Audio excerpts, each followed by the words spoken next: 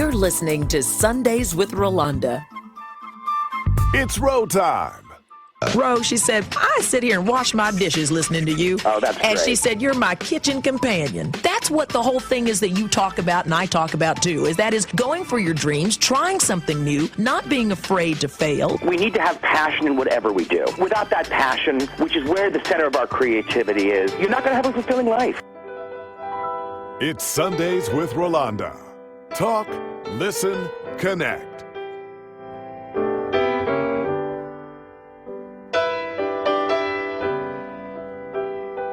You are listening to Sundays with Rolonda, and I'm Rolonda Watts, your host, and it means the world to me that you're joining me today. Thank you so much for listening. This is going to be quite a wonderful show. I am going to run the last interview that I did with Dr. Maya Angelou, who I adoringly called my Auntie Maya. I was very blessed in my life to be able to have such a close family friend as Maya Angelou. She was so close that I considered her like an auntie. In fact, she was closer to me in many ways than my own mother.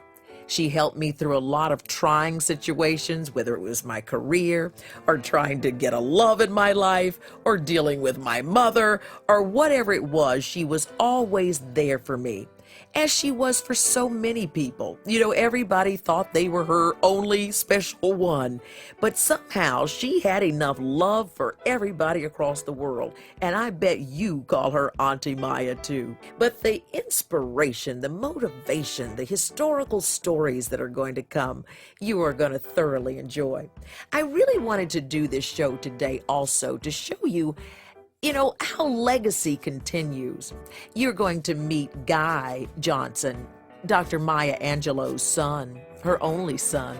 You're also going to meet his son, Auntie Maya's grandson, Colin Johnson, who is bringing her voice and her legacy to a whole new, younger generation.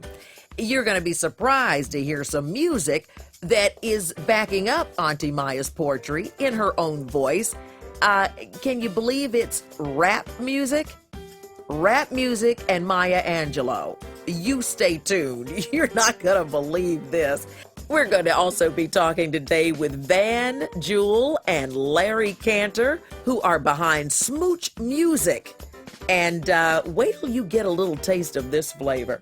We'll be right back with that and so much more today as we are kicking off Black History Month and celebrating Dr. Maya Angelou, here on Sundays with Rolonda. She was born Marguerite Johnson on April 4th in 1928, and that was down in St. Louis, Missouri, but she was raised in St. Louis and Stamps, Arkansas. She would go on to publish 7 autobiographies, 3 books of essays, and several books of poetry. She was credited with a list of plays and movies, television shows, all of this spanning over 50 years.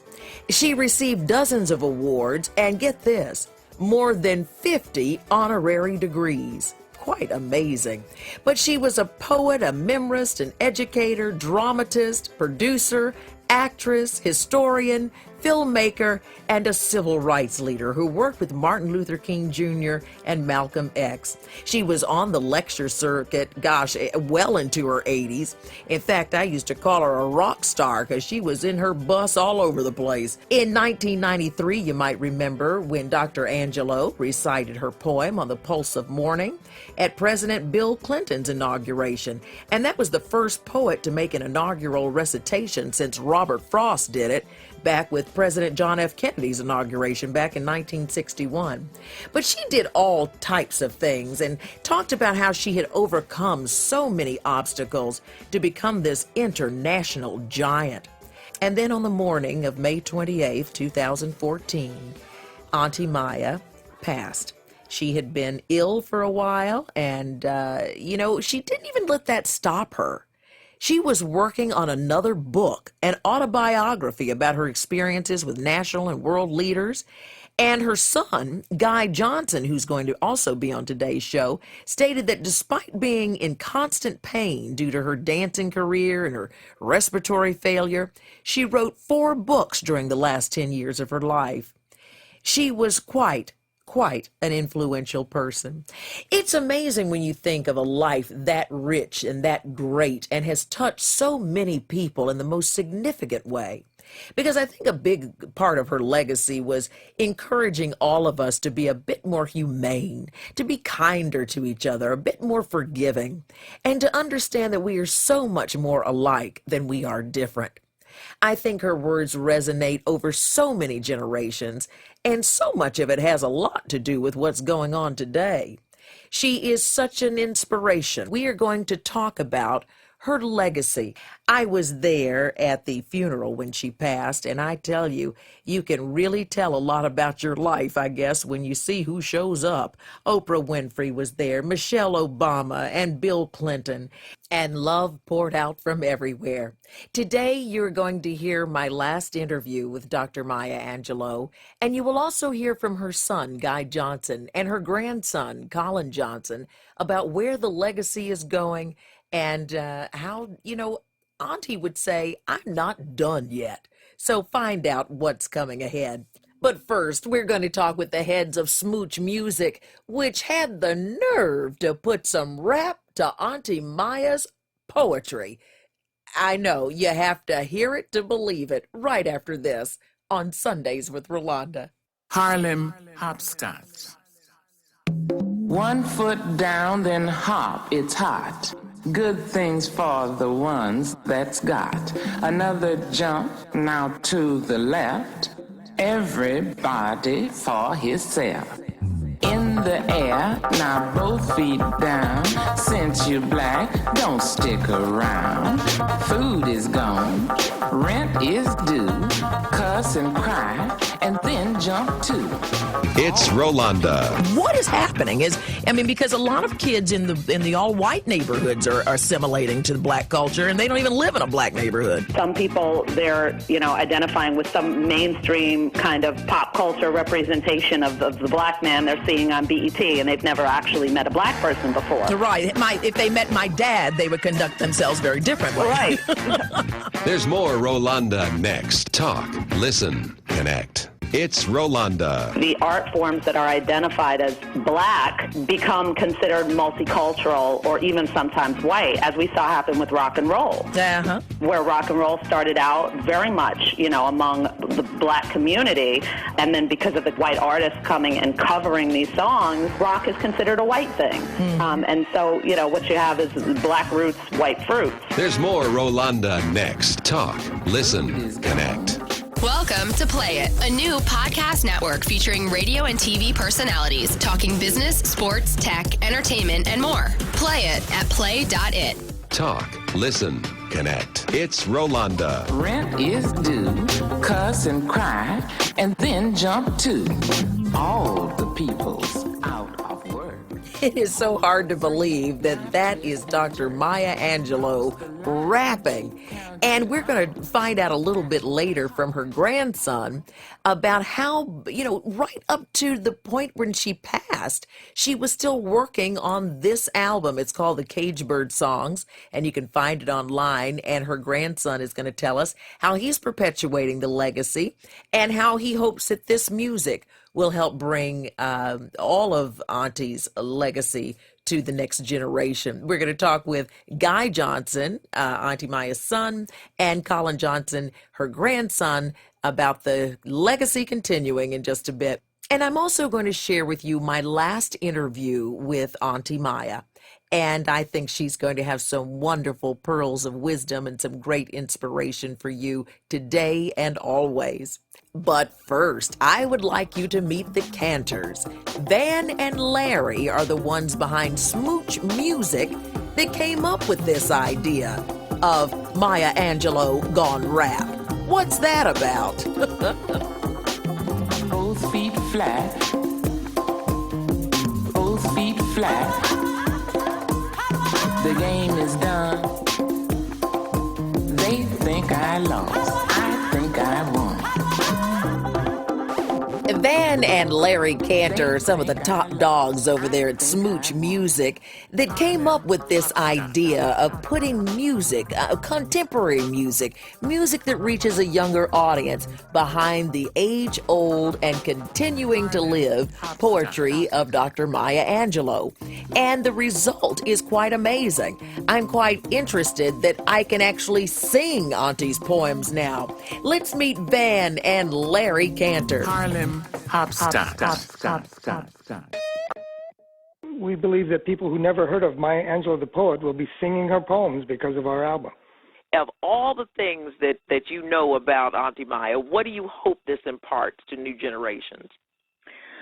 The thing that was her dream was to connect with the younger generation, because they need to know who she is, because she surpasses generations, and it's the same thing through each generation. We haven't changed as human beings, we may have become more busier and all of that, but we still have to remember who we truly are. But she says we are a child of God, and we have to get back to those roots. Yeah, we're privileged and honored just to be part of expanding her legacy. Mm-hmm.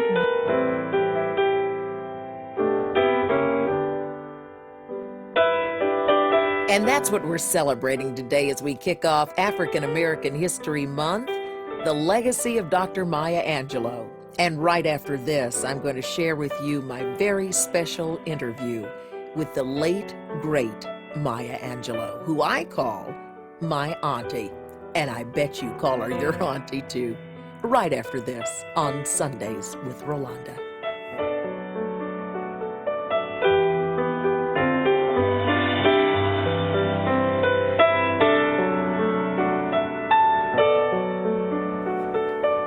Please be sure to follow me on social media every day of the week, on Facebook at Rolonda Fan Page, and on Twitter, Instagram, Pinterest, and LinkedIn, and so much more. You can reach me at Rolonda Watts. That's ROLONDA, so I can keep you abreast of what's coming up here on Sundays with Rolonda. But coming up right now, Dr. Maya Angelou, my last interview with the late, great people's poet. Out of the huts of history's shame, I rise. Up from a past rooted in pain, I rise.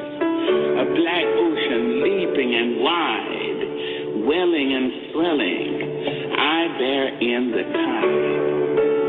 Leaving behind nights of terror and fear, I rise. Into a daybreak miraculously clear, I rise. Bringing the gifts that my ancestors gave. I am the hope and the dream of the slave. And so I rise.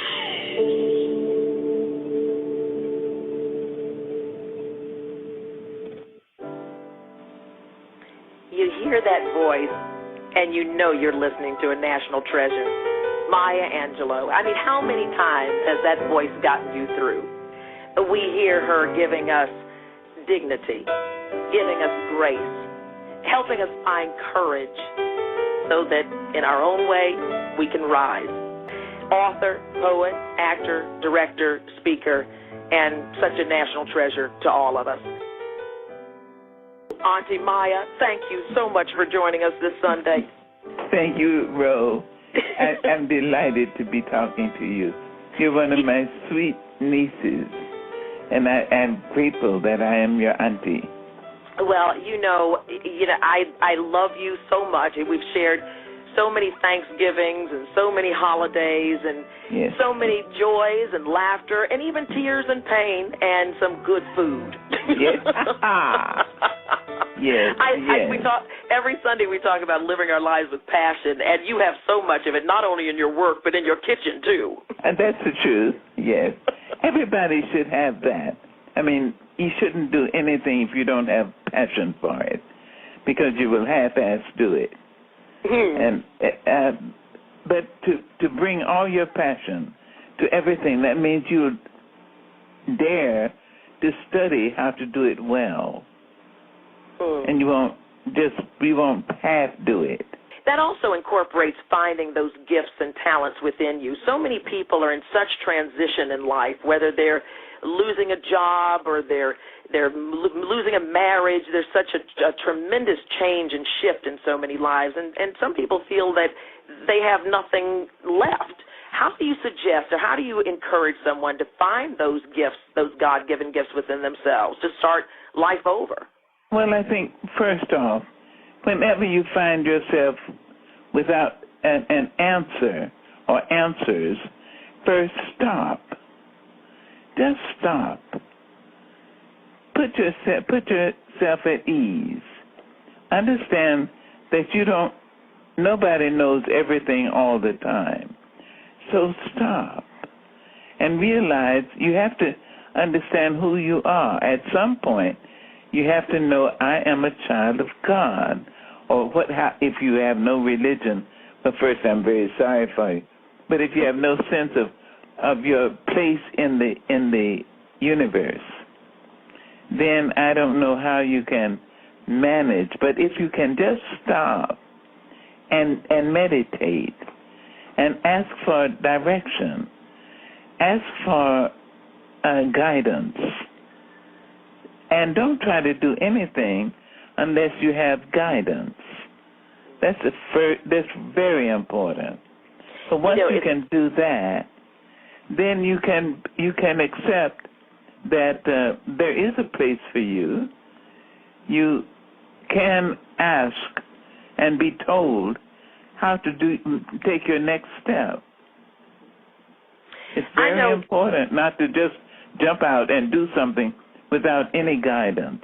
You can do the wrong thing and make a terrible mistake. You're listening to Sundays with Rolonda. I'm Rolonda Watts, and we're talking today with Maya Angelou, who is my auntie, and if you love her as much as I do, I know she's your auntie too. And we're just talking about some good pearls of wisdom, and maybe some of this advice will help you get through this next week and maybe give you a shift in the way that you're looking at your life and maybe trying to find some passion within it.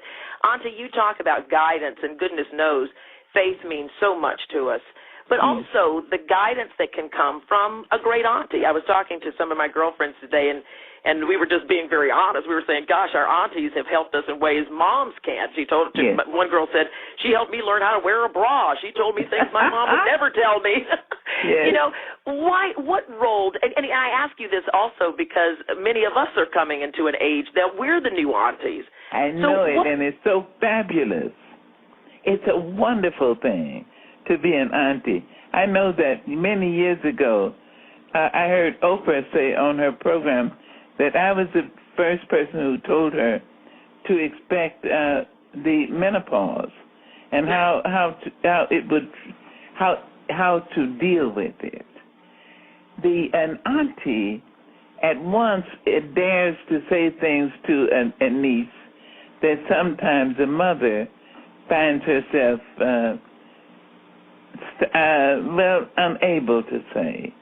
The auntie can say, come over here, girl, sit down. Let me tell you something. You don't have to deal with this person you're with because he doesn't mean you any good. Well, the mother can't say that because the daughter might say, well, you don't like him because he doesn't belong to our religion. Or you don't like him because he's dark-skinned or he's light-skinned. Or you don't like him for some reason. But an auntie can say, girl, sit down. Let me tell you the truth. And say something that the mother would not dare say. Exactly. Sometimes the mother can talk about sex and sexual activity, while the auntie can talk about that, but the mother cannot. The auntie can say, I hope you've got a whole slew of condoms. Listen, girl, you don't want to take care of yourself now. Why, the mother would never say that. Absolutely. I tell you, as soon as I said at a group of people, what role does an auntie serve? Everybody had a story about some intimate piece of advice that they never could have gotten out of a mother. It's true. I'm happy to be an auntie. And to be an auntie, to young women who are black and some who are white and some Asian ones. I have some Spanish-speaking nieces, and I have no compunction about telling them, sit down just a minute, let me talk to you. and they come willingly. I have a young one now who's 17, and she hasn't really had a tough auntie. So I'm her first, and I'm going to have an impact on her life. Absolutely. Yes. Well, Auntie, I know personally I would not be the woman I am today without you. I know that there have been times when you have certainly given me advice that has made me straighten up, pull up my bootstraps, and keep marching strong. And I would say, Auntie said, courage. What is that? Courage is the greatest of all virtues, because without courage... you can't practice any other virtue consistently. Sundays just got better with Rolonda.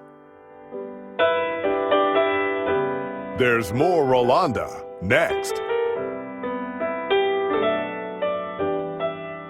It's Rolonda. Ro, she said, I sit here and wash my dishes listening to you. Oh, that's And great. she said, you're my kitchen companion. That's what the whole thing is that you talk about and I talk about too, is going for your dreams, trying something new, not being afraid to fail. We need to have passion in whatever we do. Without that passion, which is where the center of our creativity is, you're not going to have a fulfilling life. There's more Rolonda next. Talk, listen, connect. Welcome to Play It, a new podcast network featuring radio and TV personalities talking business, sports, tech, entertainment, and more. Play it at play.it. You're listening to Sundays with Rolonda, and I'm Rolonda Watts, and I want to thank you so much again for staying tuned. I'm sharing with you today my last interview with Dr. Maya Angelou, and later we'll hear from Guy and Colin Johnson, son and grandson to Dr. Maya Angelou, about where the legacy is headed now. But first, let's get back to our interview. Words can be a powerful weapon. Even poetry can change the world. Can you speak a bit about that? Well, words can heal, and words can hurt. It depends upon how the person uses them. You use words as healing forces. That's a blessing.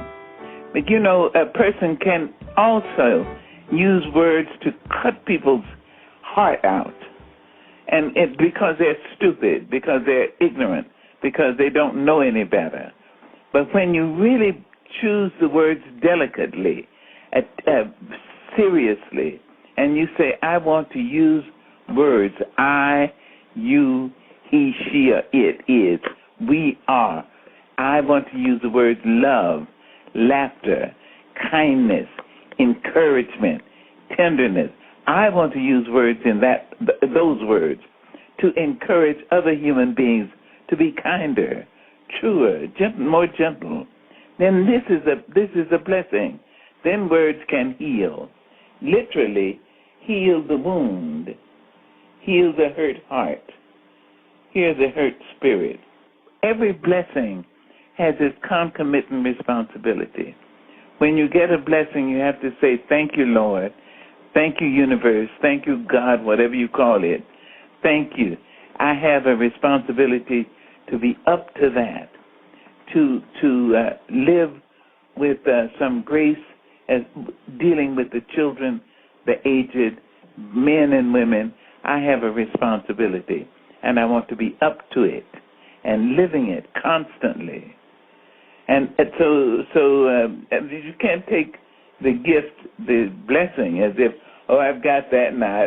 I don't have to worry about it. I don't have to do anything about it. Yes, you do. Yes, your work do. seems to be even more because you're touching so many people. We're speaking with Maya Angelou today. You're listening to Sundays with Rolonda, and I'm Rolonda Watts. I'll tell you what some of the people are saying. They're saying, Miss Angelou, I do love you. I've been a fan ever since reading I Know Why the Cage Bird Sings over 40 years ago. Yeah. So, I mean, I think that book really touched so many of us and shaped a lot of our young lives, and now it's part of the educational curriculum. Yes, many of my books are required reading in some university or college in the United States. It's a blessing. It really is. There are many schools named for me, many of them around the country. And it's a blessing.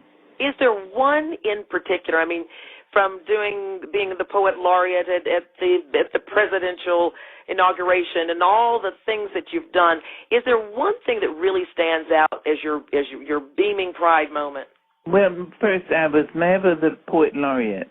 Miss Rita Dove, a wonderful poet, African American lady poet, was the poet laureate. I was the inaugural poet, and I've been called the people's poet, and that's a blessing, because the other poet who was called people's poet was Langston Hughes, and so I like the title. I'm grateful to have that.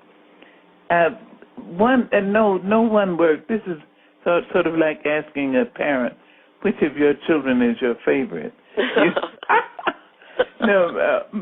All the works are good, are my favorites. I must say that that which women and men use pleases me, and those are you used. I know what I mean. You used and still I rise to open the program. That and Phenomenal Woman. Those two poems are used not just in this country, but all over the world, and I'm grateful for that. I'm grateful that the poetry can be of use. Auntie, let me ask you that. When you are so open and honest, I think that's really what got us with Cage Bird, that there were some of the darkest things that we wouldn't think that, because you're a giant to so many of us, and you wouldn't think that you had gone through such a difficult time, going through being raped and losing your voice because you thought that might have led to the murder of the man who assaulted you. But those dark times, how do you come over that and gain strength without the regrets and the ghosts that come back to haunt you from difficult times? Well, how do you move on? Rolonda, I know this. I am a human being, and nothing human can be alien to me. Whatever I have experienced, other human beings have experienced. Whatever I've gone through, there are young women in China, in South Africa, in Paris, in Berlin, in Madrid, in Mexico City, in Puerto Rico, women who are going through the same thing. So whatever I've gone through is not unusual. It is unusual to me. But when I tell the truth about it, I've told the truth about other women. And they can read my work and say, my God, that happened to me. Just like that. And nobody admitted it. So thank you, Maya Angelou, for admitting that this happened. When you look at you see, honey, courage is the most important of all the virtues, because without it, you can't practice any other virtue consistently. You can't be consistently kind or fair or honest or true or generous. You can be anything erratically. But to be that thing time after time, you have to have courage. Not only courage to say, but courage to apologize when you've spoken out of turn. Have enough courage to go to somebody who may be your great-grandfather or may be somebody 4 years old and apologize. Have the courage to say so. And then to say, listen, everybody, you know what I said last week that I believe a child of 10 just showed me that I was wrong. And now I'm going to say, I have enough courage to say, sorry. What do you think? This is what makes you a woman. You see, there's a world of difference between being an old female and being a woman. There's a world of difference between being an old male and being a man. You can be born with certain genitalia, and you can be an old anything, that is, if you don't get run over by an out-of-control truck. But to become a woman, oh, my Lord, to become a woman, little children feel safe in your company. People from other races feel safe in your company. if you're a man, when you walk in the room, you know when the man is there. He's not just an old male. You know that you're not going to be insulted. You're not going to be abused. A man is in the room. You see? Mm-hmm. So to be a woman, it takes some effort. But it is so worthwhile. Okay? And it takes some work. It takes practice, doesn't it? Yes, it does. It does. We're talking with Maya Angelou today, and this is Sundays with Rolonda. I'm Rolonda Watts, and we're so blessed to have Auntie. I'm so happy that you're here. There's so many people. I'm happy to be here, darling. Absolutely. We were talking about friendship, you and I, and you were telling me something that I have been passing on to all of my dear friends. And you were saying that, you know, your friends basically are the ones who hear your songs and sing them back to you when you forget them. Yes, That as we grow older, friendship becomes even more important. Mm-hmm. Talk a bit about that. Well, the difficulty in growing old, I know that Art Linkletter said growing old is not for sissies. Okay, I give him that. I agree. The other thing is, however, growing old is painful because friends you have with whom you experience certain events die. They fall off their stool, as the Cockneys say. And so you have no one to agree to, with whom you can agree about certain events you shared. So when you want to say, hey, do you remember, I think it was in Salt Lake City at that time, maybe it was in 1991. You remember that? Well, that person is gone.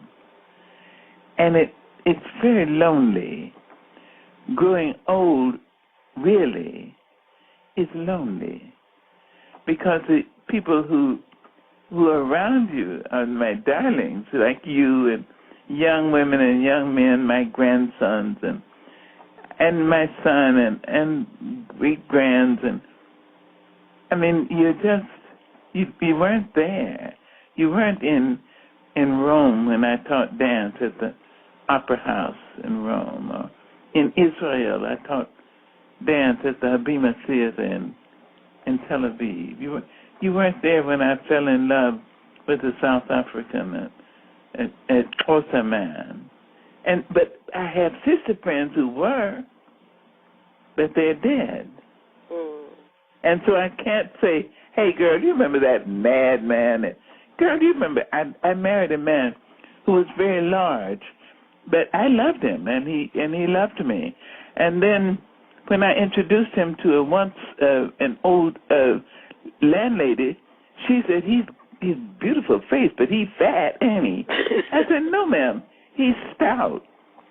And after I went back in the room, I saw the man was fat.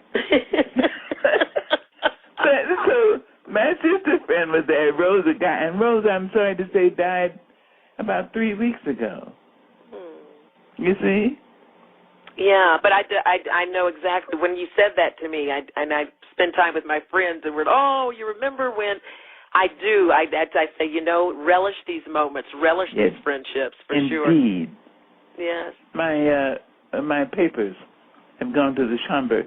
The Schomburg is the leading repository for African American studies and art, and so anything about African Americans and Africans in the diaspora that you really want to know, scholars will go to the Schomburg in Harlem.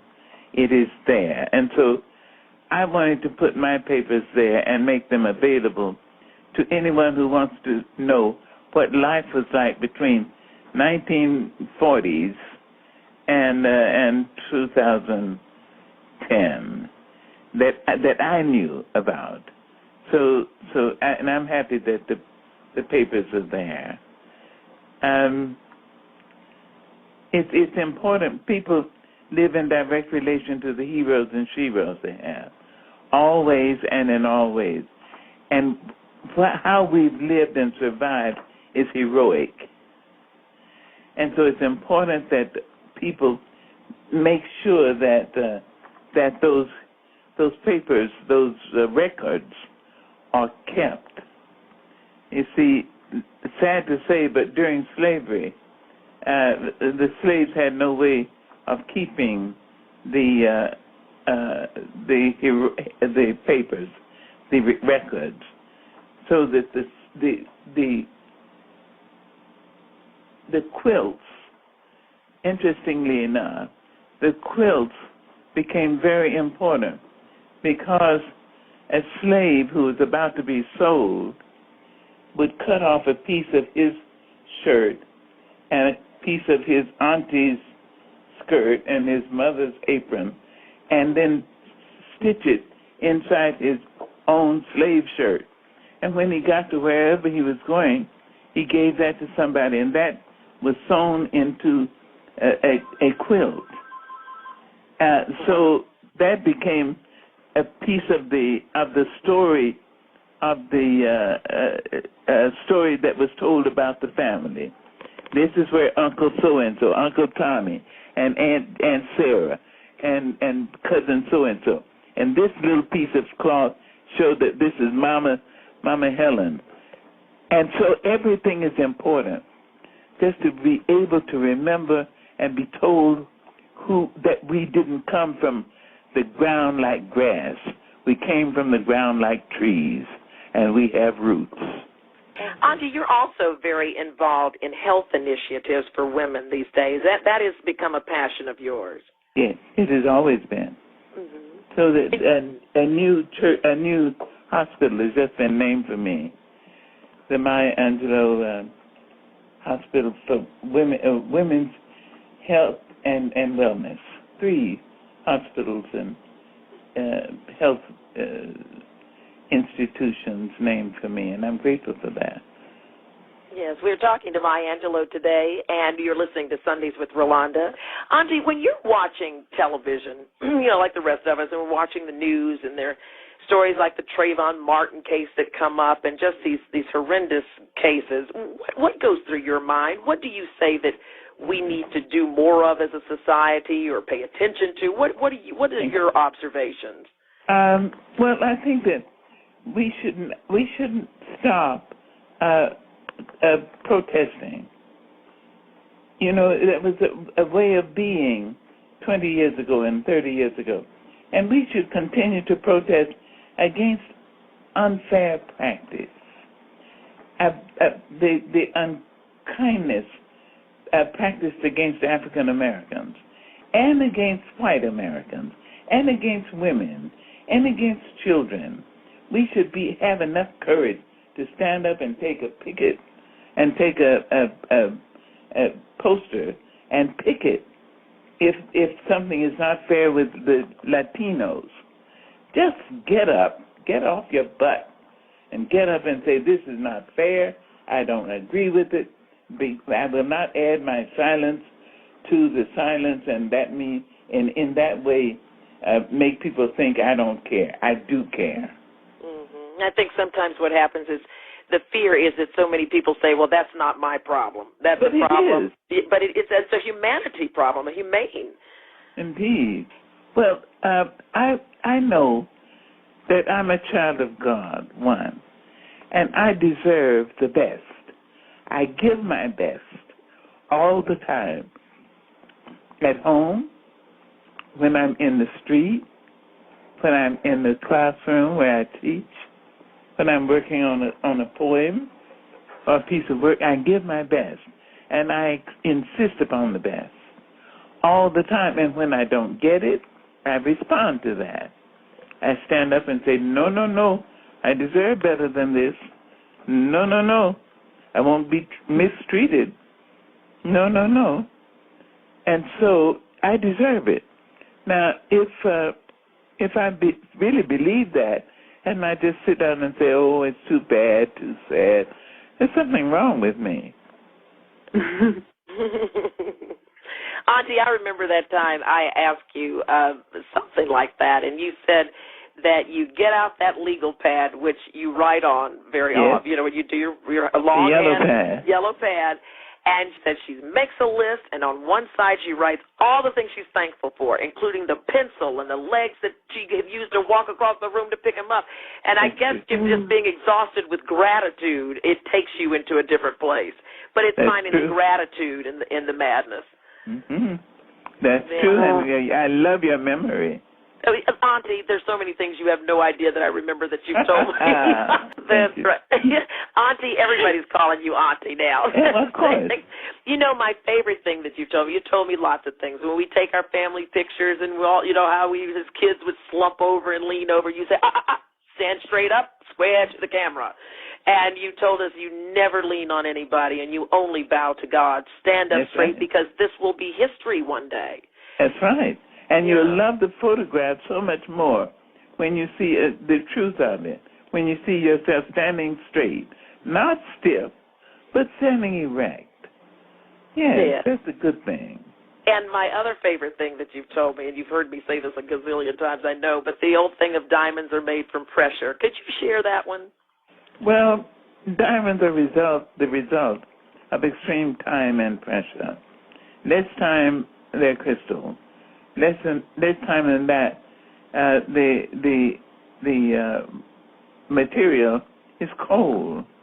Less than that, it's just fossilized leaves of plain dirt.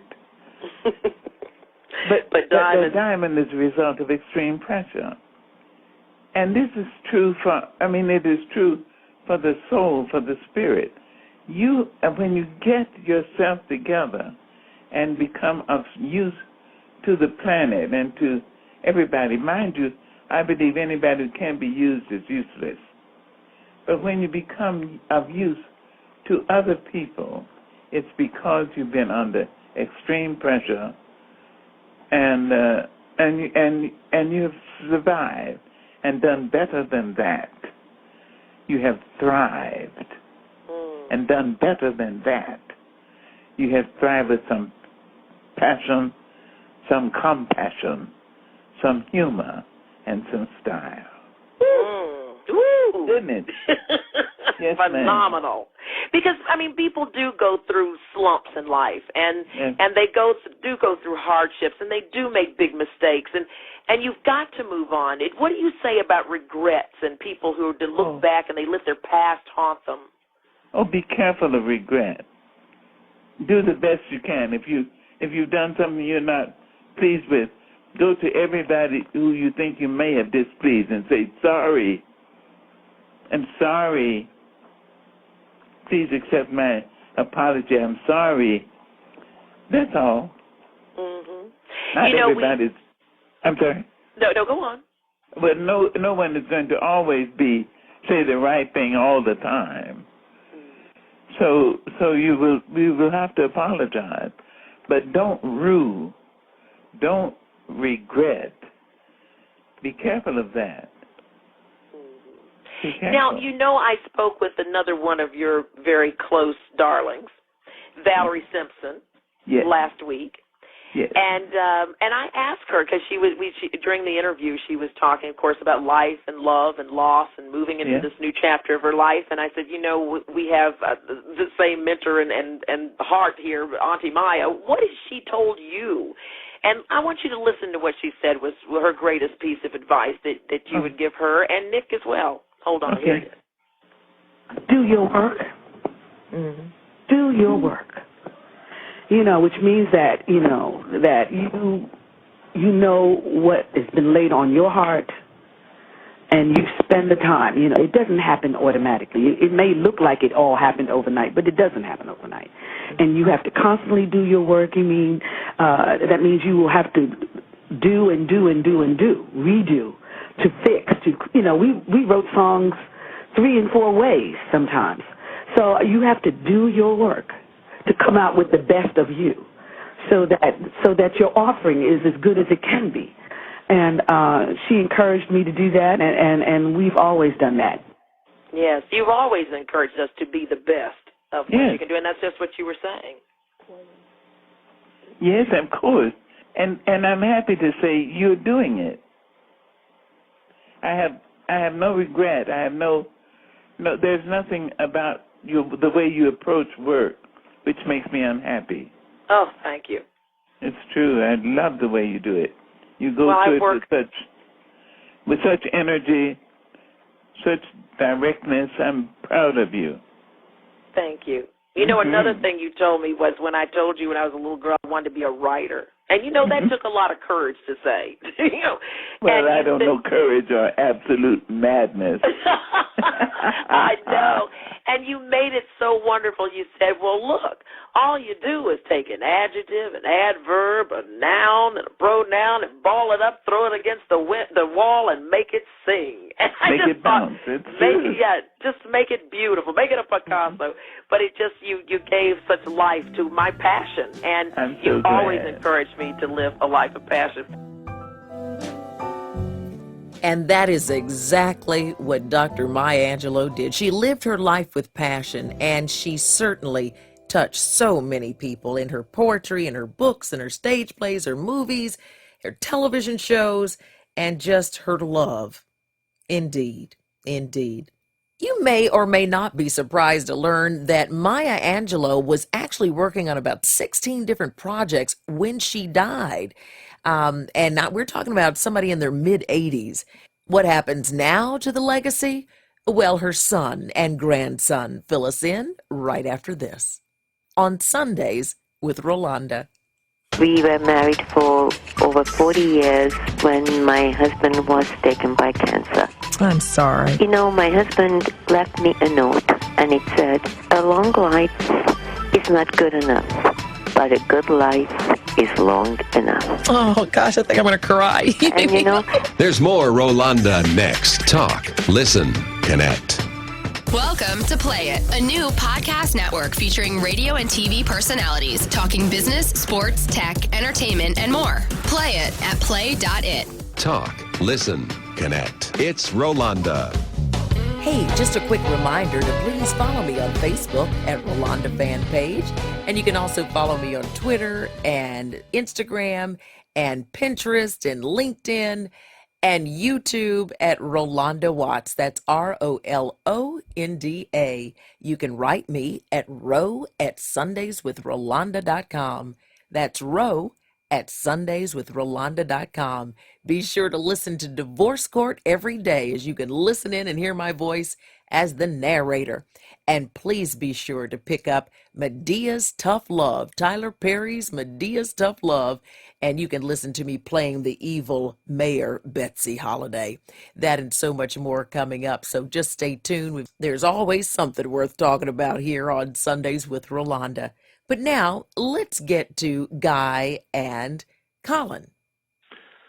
First, what we want to do is we want to promote her charities and get her charities on a solid financial footing. And she had two major ones. One's to the scholarships to the historic colleges, and then she had a clinic for women and for minorities that dealt with the kind of illnesses and problems, medical problems, that are endemic to those communities. She had about 16 projects going at the time of her death. You know, my father and I are in this business together where we are, you know, looking at her work and people that want to utilize her work and looking at projects that will both exemplify the life she lived, showcase her in obviously the best light possible, and expose her work to more people that might not have had a chance to see it while she was alive. So that's just really our commitment and drive. There are going to be people who say, wait a minute, hold up. Dr. Maya Angelou and rap, hip-hop, how did that happen? So, Colin, how did it happen? Yeah, well, you know, I got to tell you, I've been asked that question many, many times. And the reality is just like so many people that have enjoyed Grandma's work. A gentleman by the name of Sean Rivera basically was moved by her work and her words. He was reading some of her books. It really helped him through a period of his life. And as an artist, he felt like the best way to give that back was to kind of set it into something that he cared about. And so he took a part of her words from her pre-recorded books and put it to some music of his. And, you know, when you do something that's from the heart for no other reason but you're just moved to do it, sometimes it develops its own leg. She definitely was, look at this project as an exciting project. And I think that what you said is really the best thing is really trying to get her work in the hands of somebody that might be of an age where, maybe reading is not their top priority or not their top love. But to put it in music and something that's attainable to them. One of the things that's the key to her work was accessibility. So many poets, people who have quite solid reputations, believe that poetry should be something that is not accessible, so that they write in words and in phrases and in metaphors that are difficult to understand and put together. My mother felt that poetry, in order to be usable, had to be accessible to and had to carry the burden of human understanding, had to shoulder it. And so then that is what made her work so timely, because you didn't have to spend a whole lot of time with phrases that were obtuse and abstruse, but more to the point. And then she always said that rap has to be respected because it's one of the oldest forms of the human art form. Because back in the 1100s and before 1100, paper was an extremely expensive thing that only the very richest or the church possessed. And so people had to memorize their myths, their stories, their ballads, and they had to rhyme. And so rap hails back to that period, and which is why that once rap started in the United States, you can now hear rap in Polish, in Kazakhstan, in Chinese. One of the reasons why she even, we were even able to launch a book of her quotes last year, Rainbow in the Cloud, is because some of her quotes were so poignant, just right on time. And one of the things that I think that someone could take away from my grandma's life and legacy is really how to interact with humans, how to be human in this society, how to appreciate people with differences, how to be inclusive in their own lives, and really kind of take a look at the world as you're a part of it and you have a role to play. Grandma talked a lot about being of service, and she always wanted to be of service. She didn't understand people that didn't work. And also, she would say, I want to be of use. People who can't be of use are useless. And one of the things that is really so key about her, that Colin touched upon this, is respecting our differences and not letting it divide us. Exactly. You know? You know what's so amazing? And one of the things I know she would have said about all of these shootings in Missouri and all over and in Florida is that demonstrations are fine, but they should not be at the expense of small businesses. That once the demonstrations have been done, there is still more work to do, to come up with a cohesive plan to deal with how the police are dealing with people of color. And that is the important step that has been left out of these demonstrations. That the demonstrators must all set their shoulders to the wheel and direct their efforts to changing the way the police approach people of color. Art has been so instrumental in making us at least talk about things that are very difficult, particularly in this nation, to talk about. Selma comes out, and it's just, I just, as we're talking about Auntie Maya, I'm just thinking how art and civil rights and humanity, what a legacy to leave behind. I heard so many people in her passing say that they're going to step up their humanity game. They're going to give more. They're going to love more. They're going to forgive more because she lived and taught them that was important. And I start crying on this because you know how much she taught me. But I I think about her legacy that it's making everybody step up. And what would you say that if you had to give anything as we're closing here, as you are somebody who's so full of all that Maya Angelou continues to fountain out, what is your call to action maybe to people who are listening, who want to do something and don't know what to do, but how can they best express support for the legacy? My mother used to say to me all the time, don't be a prisoner of ignorance. Expand your mind. Make yourself aware of the world around you. You know, and I think that's a key element. Mm-hmm. Colin? But her legacy and her work spanned every culture and language and country and continent on the planet. And she lived an amazing life. So few people on this planet will do and see the things that she's experienced. And part of that was because she was just so appreciative, as well as work hard. And she had a strong commitment to being who she was and a great citizen of this world. You may write me down in history. You may write me down in history. With your bitter, twisted lies. With your bitter, twisted lies. You may trod me. You may trod me. In the very dirt. In the very dirt. But still like dust. But still like dust, I'll rise. I'll rise. Does my sassy name upset you? Why are you beset with gloom? Why are you beset with gloom? 'Cause I walk like I've got all wells. I'm thinking I'm living wrong. Just like moon. Just like moon. And like sun. And like sun. With the certainty. With the certainty. Of time. Just like hope. Just like hope. Springing high. Springing high. Still I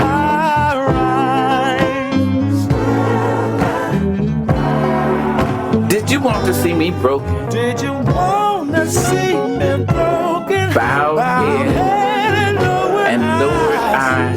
Shoulders falling down like teardrops. Waking by my soul. By my soulful cry. Does my heart tears to feel you? Don't you take it awful. Do take it awful hard. I laugh like I've got gold mines digging in. You may shoot me with your words. Shoot me with. You may cut me with your eyes. You may kill me with your hatefulness. But still like life, I'll rise. Does my sexiness upset you? Does it come as a surprise that I dance like I've got diamonds at the meeting of my thighs? I rise. Out of the huts of history's shame. Out from a past that's rooted in pain. I go living wild. Rolling and swirling out there in the tide. Leaving me high and spirit feel. To a daybreak that's wondrously clear. Bringing the gifts that my ancestors gave. I am the hope and the dream of the slave. Still I rise.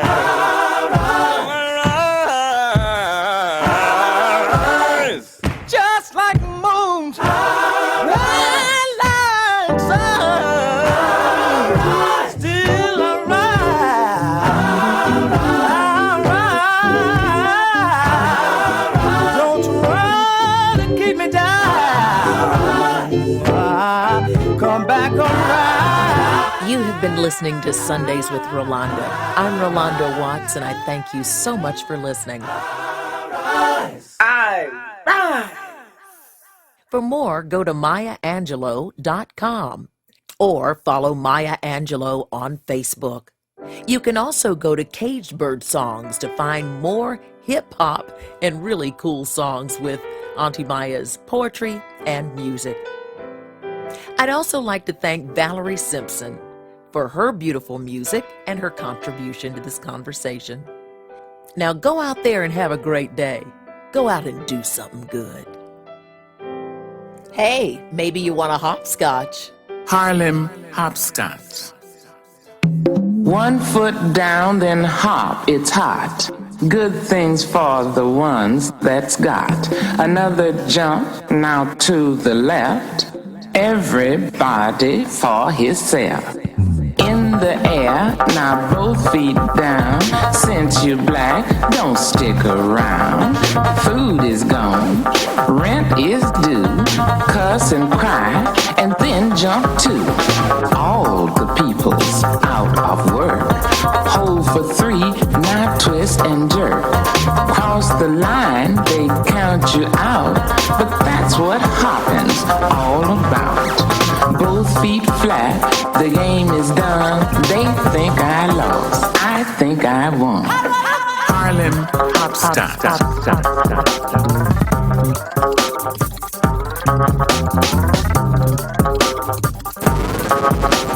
Harlem hopscotch. 1 foot down, then hop, it's hot. Good things for the ones that's got. Another jump, now to the left. Everybody for himself. In the air, now both feet down. Since you're black, don't stick around. Food is gone, rent is due. Cuss and cry, and then jump too. All the people's out of work. Hold for 3, now twist and jerk. Cross the line, they count you out. But that's what hopping's all about. Both feet flat, the game is done. They think I lost, I think I won. That's what hopping's all about.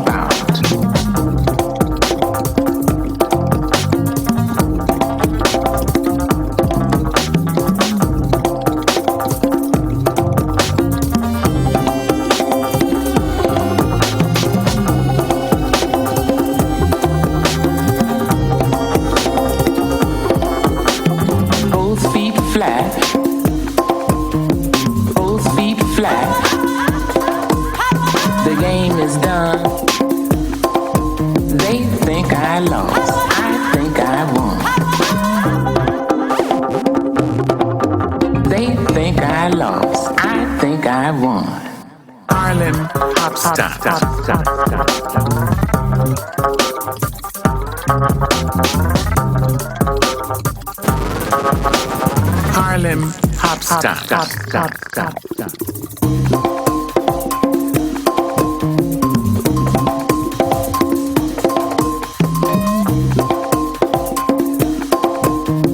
Harlem hopscotch. You've been listening to Sundays with Rolonda.